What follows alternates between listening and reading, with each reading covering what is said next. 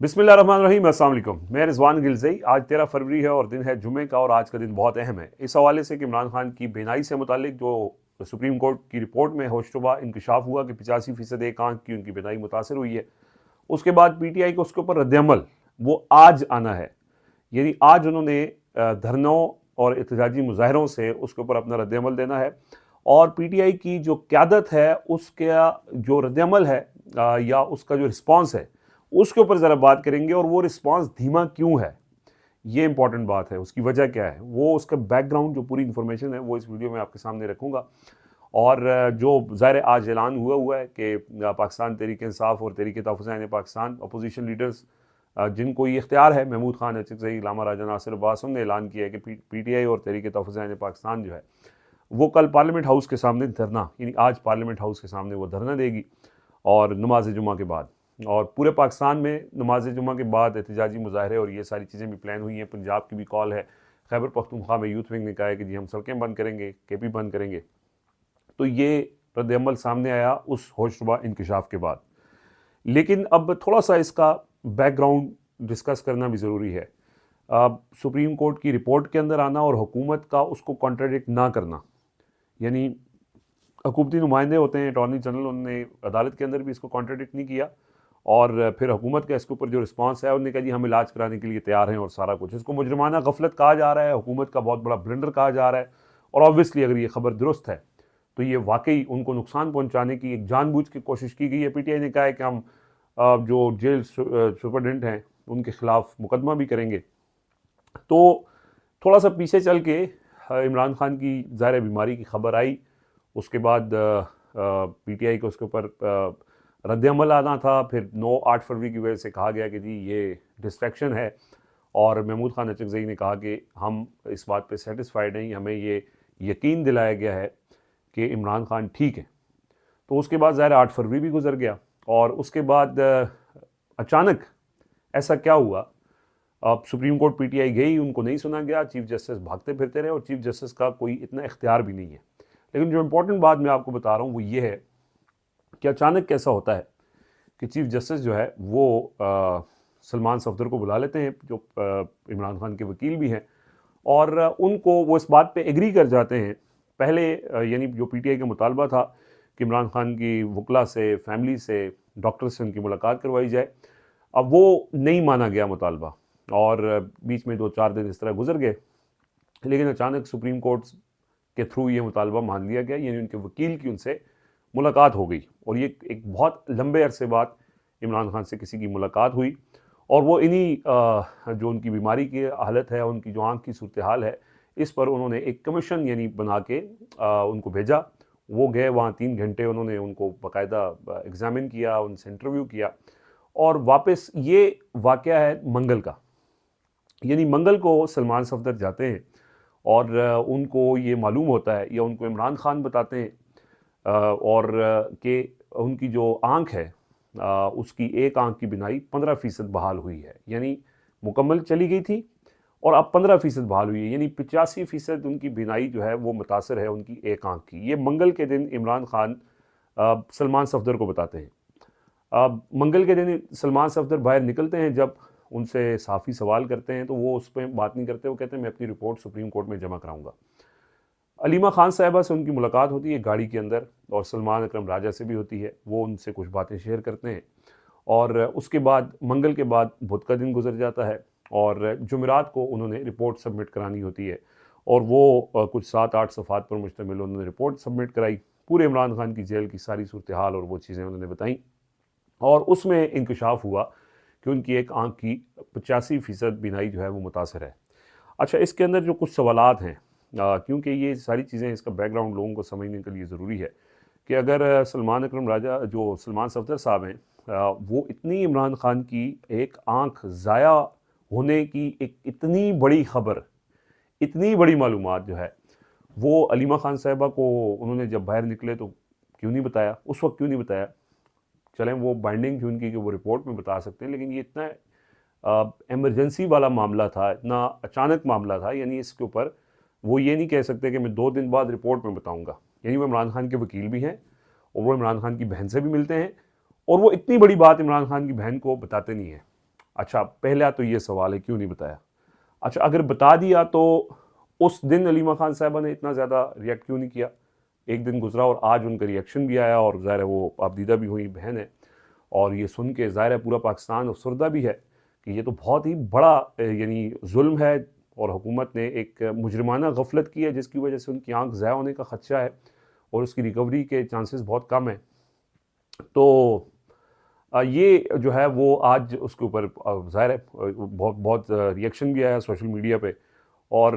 PTI के जो लोग हैं वो ज़ाहिर है जो क़यादत है उसको बहुत ज़्यादा बुरा भला भी कह रहे हैं, बाकायदा गालियाँ दे रहे हैं। सलमान अकरम राजा का नंबर और बाकी क़यादत के फ़ोन नंबर्स के ऊपर मैसेज करके उनको गालियाँ या सारा कुछ जो भी हो रहा है। अच्छा, इस दौरान पीटीआई का रद्दअमल आज प्रेस कॉन्फ्रेंस हुई, दो प्रेस कॉन्फ्रेंसेस हुई जुमेरात के दिन। एक सुप्रीम कोर्ट के बाहर हुई और एक केपी हाउस में हुई, और एक फिर कल रात जो गुज़श्ता रात जो इशाइया था एक महमूद खान चकज़ई ने दिया हुआ था, उसमें सारी अपोजिशन की आदत थी, तो उसके बाद उन्होंने मीडिया टॉक की और उसके अंदर उन्होंने कहा कि हम कल धरना देंगे। जो वर्कर्स हैं या जो इस वक्त सूरत हाल है वो ये तकाजा करती है, या वर्कर्स ये तकाजा कर रहे हैं कि बड़ी कॉल देनी चाहिए, यानी कोई लॉन्ग मार्च करना चाहिए या केपी बंद करना चाहिए, लेकिन वो कॉल नहीं हुई है। और ये एक छोटा एहतजाज, कमज़ोर रद्दअमल जो है वो दिया गया है। उसकी क्या वजह है वो आपको सामने थोड़ा सा रखते हैं। आपको पता है कि जो इस वक्त खबरें चल रही हैं बर्फ़ पिघलने की, हवाओं के रुख बदलने की, ठंडी हवाएं चलने की, अब ये सारी चीज़ें उस वक्त हुई जब ज़ाहिर है जो एक तवील अरसे से खैबर पख्तूनख्वा हुकूमत और वफाक के दरमियान जंग चल रही थी, एक दूसरे के खिलाफ कैंपेन, सख्त बयानात, वो सिलसिला रुका। वज़ीर आज़म की सुहेल अफरीदी से मुलाकात हुई, कोर कमांडर जो है वो सीएम सेक्रेटेरिएट गए, वहाँ पे प्रेस कमेटी की मीटिंग हुई। उसके बाद फिर कोर कमांडर हाउस के अंदर जो मीटिंग हुई वो बहुत ही एक्स्ट्राऑर्डिनरी मीटिंग थी, यानी उसके अंदर वज़ीर दाखिला मोहसिन नकवी थे, DGISI थे, और भी आला सतह जो इस वक्त इस करंट सेटअप के अंदर जो सबसे इम्पॉर्टेंट लोग हैं वो सारे उस मीटिंग में शरीक थे, और वो सुहेल अफरीदी के पास गए और वहाँ पे उनकी ज़ाहिर है बहुत सारी डिस्कशंस हुई। और ये जो मुलाकात हुई है, ज़रा ये भी क्लेम करते हैं कि ये सारी चीज़ें जो हैं वो जिस तरह वज़ीर आज़म को कहा गया कि आप सुहेल अफरीदी से मिलें, जब वो जिरगा उनका हो रहा था कि खैबर में, वो जब मिले वज़ीर आज़म से और उन्होंने अपनी तरफ से एक गुड जेस्चर दिया, तो उसके रद्दअमल में फिर DGISI जो वो हैं कोर कमांडर पेशावर हैं, वो सीएम सेक्रेटेरिएट गए एक कॉन्फिडेंस बिल्डिंग मेजर के तौर पे। फिर उसके बाद उनकी कोर हेडक्वार्टर के अंदर जो इस वक्त मुल्क के जो सबसे अहम पोजीशंस पे लोग हैं उनसे मुलाकात हुई, और फिर इस दौरान इमरान खान की वकील से एक्सेस हुई, उनकी मुलाकात हुई, उनकी रिपोर्ट सामने आई, और इसी दौरान जो है वो सुहेल अफरीदी के ख़िलाफ़ जो कैंपेन थी, ये इमरान खान के ख़िलाफ़ जो एक सख्त रियासती रिएक्शन था, वो DGISPR लाहौर में रिपोर्टर से मिले, तो उनसे जब सवाल हुए, वो इमरान खान को कुछ अर्सा पहले तक ज़हनी मरीज़ और मुल्क के लिए सिक्योरिटी थ्रेट ये कहा जाता रहा, और उस जो सिटिंग थी उनकी जर्नलिस्ट के साथ, उसके अंदर जब उनसे पूछा गया तो उन्होंने कहा कि वो तमाम सियासी जमातों का और रहनुमाओं का एहतराम करते हैं। ये शिफ्ट आया खैबर पख्तूनख्वा की हुकूमत, खैबर पख्तूनख्वा के वज़ीर आला के रवैये के अंदर, और जो मिलिट्री इस्टेब्लिशमेंट है उसके रवैये के अंदर भी, और दोनों के दरमियान जो है वो एक एतमाद की फ़िज़ा कायम हुई। लेकिन इसी दौरान जो है वो ये सारा रिपोर्ट सामने आई है, और इस रिपोर्ट के तनाजुर में ये भी बात चल रही है कि ये सारी चीज़ें इसलिए की जा रही हैं कि इमरान खान को कोई सेफ पैसेज दे के अस्पताल मुंतकिल किया जाए, बनी गाला मुंतकिल किया जाए, और किसी ऐसे ग्राउंड के ऊपर कि उनकी बीमारी की हालात हैं। तो ये जो पस पर्दा चीज़ें हैं, अब इसमें एक सवाल ये है कि इससे पहले भी इस तरह बहुत कुछ होता रहा है, और उसमें उसको ट्रक की बत्ती के पीछे लगाना कहा जाता रहा है, और यही कहते हैं कि जब भी कोई इस तरह का मौका होता है, जब भी कोई इस तरह का एहतजाज करना होता है, तो इस तरह की चीज़ें जो हैं वो मुज़ाकरात की या बैकडोर चीज़ें जो हैं वो शुरू हो जाती हैं। तो इस दफ़ा भी जब यह मोमेंटम बना हुआ है, अब इमरान खान की सेहत से भी मुतालिक खबरें सामने आ चुकी हैं, उनकी बीनाई के हवाले से सुप्रीम कोर्ट में रिपोर्ट की पेश की गई कि वो 85% मुतासर है, तो लोगों के अंदर गम और गुस्सा भी है। कोई बड़ी कॉल भी हो सकती है, बड़ा रद्दअमल भी हो सकता है, लेकिन और शायद इसी वजह से जो है ये सारी चीज़ें हो रही हैं, और इसको रोकने के लिए, इसको ठंडा करने के लिए अब जो इस वक्त पाकिस्तान में जो ज़ाहिर है पूरा सिस्टम है जिस तरह काम करता है, अब वो ये चाहता है कि पीटीआई जो है वो कोई बड़ी कॉल ना दे और लॉन्ग मार्च ना करे, बड़ा एहतजाज ना करे, और अगर वो ये नहीं करती है तो उनके लिए आसानियाँ मुस्तकबिल में पैदा हो सकती हैं। ये चीज़ जो है वो अंडर डिस्कशन है, और इसमें ये एक बड़ा फैक्टर, ये बड़ी वजह है कि इतनी बड़ी खबर आने के बाद, यानी इमरान खान की 85% बिनाई ज़ाया हो गई है, उसके बाद एक कमज़ोर रिस्पांस मैं इसको कहूँगा पीटीआई का, कि पार्लियामेंट हाउस के बाहर धरना हो जाएगा तो उससे क्या फ़र्क पड़ेगा। या उसमें इससे पहले भी सुप्रीम कोर्ट के बाहर धरना हुआ या अडयाला के बाहर धरना हुआ, तो क्या उससे फ़र्क पड़ा। तो ये उसकी यानी एक वजह हो सकती है कि वो अपने इस सूरत हाल में भी बड़ी कॉल ना देकर शायद वो एतमाद कर रहे हैं उस चीज़ के ऊपर जिसको कुछ लोग ट्रक की पतीव कहते हैं, कि शायद अगर जैसे एक एतमाद की फ़िज़ा बन रही है, तो अगर हमारी तरफ से कोई बड़ी कॉल नहीं आती तो उसके रद्दअमल में कोई रिलीफ पीटीआई को मिल सकता है। इस उम्मीद के ऊपर शायद उन्हें कोई बड़ा रद्दअमल नहीं दिया। और दूसरी एक उसके अंदर बड़ी वजह जो आज जुनैद अकबर की जो गुज़श्ता रोज़ प्रेस कॉन्फ्रेंस थी केपी हाउस में, उसके अंदर भी उन्होंने इस बात का जिक्र किया था कि हम वर्कर्स के सामने इस वक्त हम गालियाँ खा रहे हैं और दीवार बने हुए हैं। हम कॉल वर्कर्स कह रहे हैं कि कॉल दें, हम कॉल नहीं दे रहे, और लोग हमें गालियाँ दे रहे हैं, लेकिन हम इसी वजह से कॉल नहीं दे रहे कि हम इदारों को और कारकुनान को आपस में टकराना नहीं चाहते, और हम नहीं चाहते कि किसी का नुकसान हो, लेकिन आप खुद ये एहसास कर लें। तो ये उन्होंने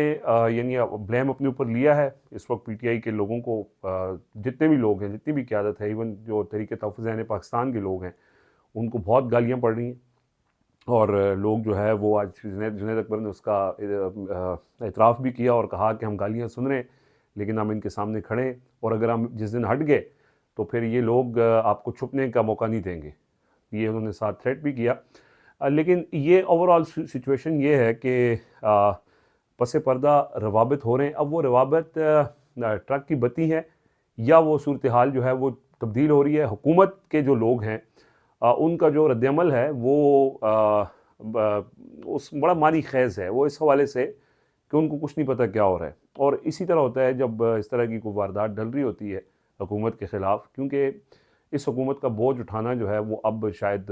मज़ीद मुमकिन नहीं रहा। जिस तरह की नाकामियाँ जो है वो मुसलसल हो रही हैं हर सतह पर, हर महाज़ में,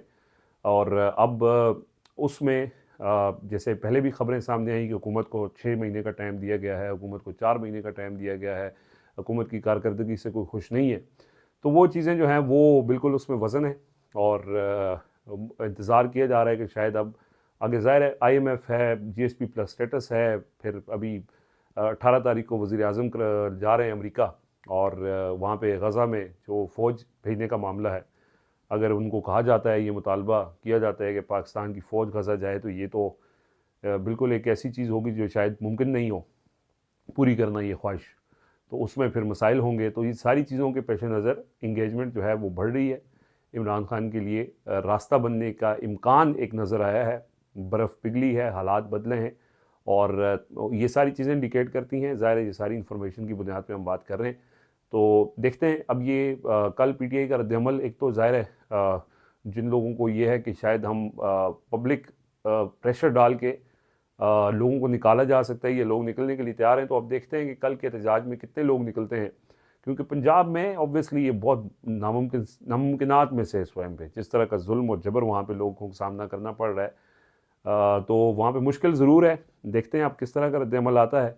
और वैसे जो इसकी बैकग्राउंड है, ये जो वजूहात हैं, ये कमज़ोर रद्दअमल की जो वजह है और जो बैकडोर चीज़ें हो रही हैं, वो मैंने आपको बताई हैं। मज़ीद जो अपडेट्स होंगी कल जो आपसे शेयर करेंगे। फ़िलहाल मुझे इजाज़त दीजिए। अल्लाह हाफ़िज़।